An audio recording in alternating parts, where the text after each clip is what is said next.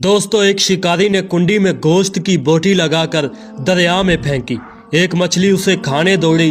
वहीं एक बड़ी मछली ने उसे रोका कि इसे मुंह ना लगाना, इसके अंदर एक छुपा हुआ कांटा है जो तुझे नजर नहीं आ रहा। बोटी खाते ही वो कांटा तेरे हलक में चुभ जाएगा, जो हजारों कोशिशों के बाद भी नहीं निकलेगा। तेरे तड़पने से बाहर बैठे शिकारी को इस बारीक डोर से खबर हो जाएगी तो तू तड़पेगी, वो खुश होगा। इस बारीक डोर के जरिए तुझे बाहर निकालेगा, छुरी से तेरे टुकड़े करेगा, मिर्च मसाला लगाकर तुझे आग पर उबलते तेल में पकाएगा। फिर 10-10 उंगलियों वाले इंसान 32-32 दांतों से तुझे चबा कर खाएंगे। ये तेरा अंजाम होगा। बड़ी मछली ये कहकर चली गई। छोटी मछली ने दरिया में रिसर्च शुरू कर दी।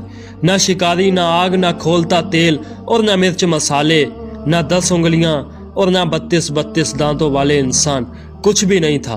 छोटी मछली कहने लगी, ये बड़ी मछली अनपढ़ जाहिल है, पत्थर के जमाने की बातें करने वाली, कोई हकीकत नहीं इसकी बातों में, मैंने खुद रिसर्च की है। बस दोस्तों, फिर उसने बोटी को मुंह में डाला, फिर कांटा चुभा, मछली तड़पी, शिकार ने डोर खींचकर बाहर निकाला। आगे बड़ी मछली के बताए हुए सारे हालात सामने आ गए। याद रख लो दोस्तों, अंबिया अलैहिस्सलाम ने इंसानों को मौत का कांटा चुभने के बाद पेश आने वाले गैब के सारे हालात और वाकयात तफसील से बताए हैं। बड़ी मछली की तरह अक्लमंद इंसानों ने अंबिया कराम की बातों को मानकर जिंदगी गुजारनी शुरू कर दी। छोटी मछली वाले नजरियात रखने वाले अंबिया कराम का रास्ता छोड़कर अपनी ज़ाहरी रिसर्च के रास्ते पर चल रहे हैं।